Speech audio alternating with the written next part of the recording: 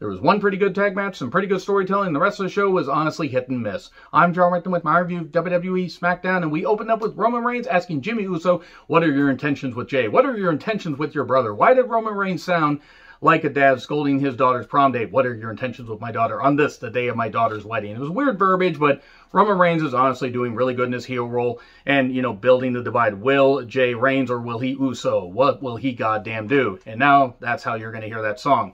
So that's a pretty good opening, and it was followed up by the Street Profits kind of promo that was just a bunch of sound bites and everything, and the Street Profits are great athletes. They're a great tag team. I tune out when they cut promos. I mean, some people like it, some people don't. That's fine. So I really just, you know, I'm going to skip over that because it just all sounds the same to me after a while. And the Usos come out, they cut a promo. They built this up pretty well.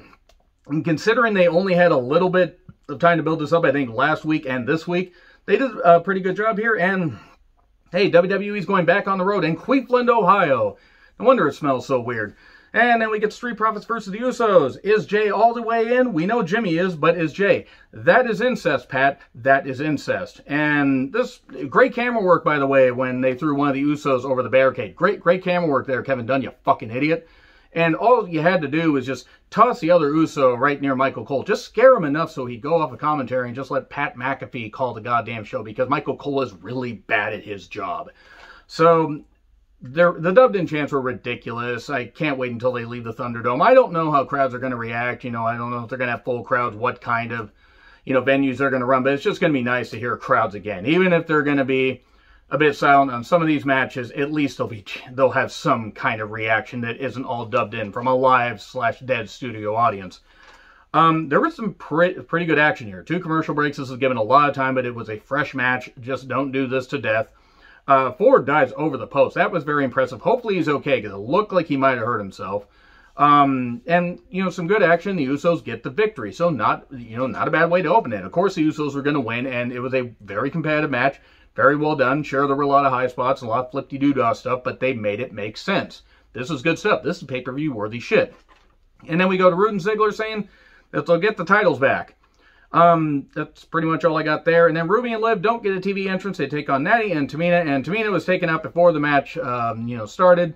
It was messy, and a splash on Ruby later, 1, 2, 3. I feel bad for Ruby and Liv. I really do. And also, you know, Liv's out there, so Kier Johnson, stop thinking about her. I know you're thinking about her. Stop it. Get some. I actually don't care, Kier. You keep being you. To be fair, it's hard not to watch Liv. You know, from the quarter-point distance. Well, that's gonna, you know, not be taken out of context. Anyway, don't do that, kids. Don't do that. So, anyway, we get the Usos talking to Pierce. Yeah, I really didn't have much to say about that women's match. Usos are talking to Pierce. Jimmy wants a tag title match next week, and Jay is conflicted. And get vaccinated soon, unless you're an anti-masker, and then you can all fuck the hell off. Seriously, get vaccinated and just wear masks and just be safe. We'll get through this, guys, as long as you're smart and believe in science and you're not a goddamn idiot. So, anyway, Carmella talked about fairy tales. Well, basically looking like, you know, somebody that was straight out like a discount fairy tale, you know, movie that was found at the bottom of the discount bin at Walmart. So, we have Bianca versus one of the tanning bed victims from Final Destination 3. That's all I can see with Carmella. She's not any good. I credit her for somehow getting the most out of her career despite not being very good. I mean, don't get me wrong. She's less problematic than Enzo and Cass, but then again, there are a lot of people currently that are less problematic than Enzo and Cass were. But Carmella's not very good. She's really not. Bayley should just replace Michael Cole. She just would be a whole lot better. I mean, seriously, Bayley could be fully asleep and be better on commentary than Michael Cole, who, again, is really bad at his job.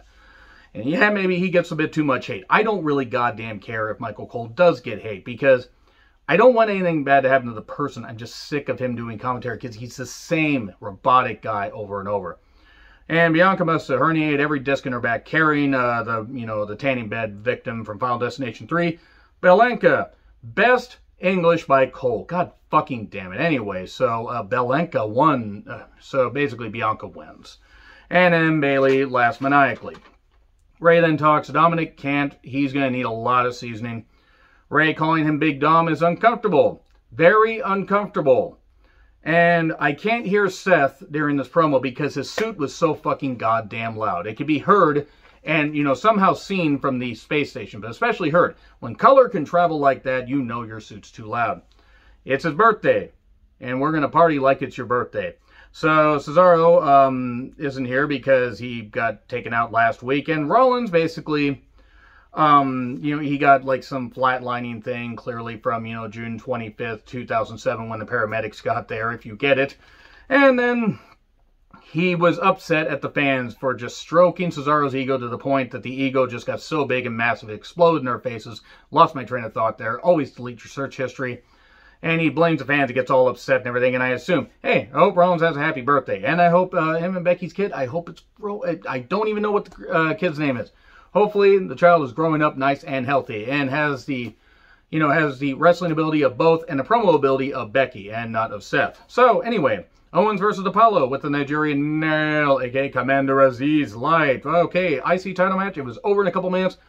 And Aziz jams his Nigerian Nail right into Owens' throat. And no person can take a 7'3" Nigerian nail in the throat. Trust me, I may have tried. And Owens is having difficulty breathing. But, he basically makes up for it a little bit later. And then Reigns is talking to Jay. I don't want you to go back to, a place where they ask, which one are you? And then Pat McAfee dancing to, Boogs and Nakamura. That was some good stuff. It's a stupid name, though. Boogs.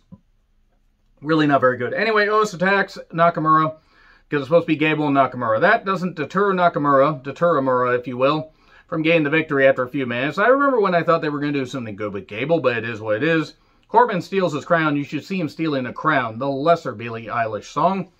And then Boogs attacks him, and he gets a crown back. We're going to have a crown on a pole match at Hell in a Cell. Vince Russo has struck again. Please no. So, Owens wants Apollo with no Aziz. No Nigerian Nail at ringside. And then Ray is, praying backstage, and then suddenly we cut back after the commercial, and Ray has been attacked. Oh, we're doing a 2-on-1 thing where Dominic says he's going to take on Rude and Ziggler like his dad did at WrestleMania Backlash. Ray shows up, try to roll up 1, 2, 3. Usos come down to face off. That's really all I have right there. It's not even that it was a bad show. It was just a show that existed. Let me know your thoughts in the comments. Like, share, subscribe, Twitter handle in the description. I'm John Ritlin. I'll see you soon.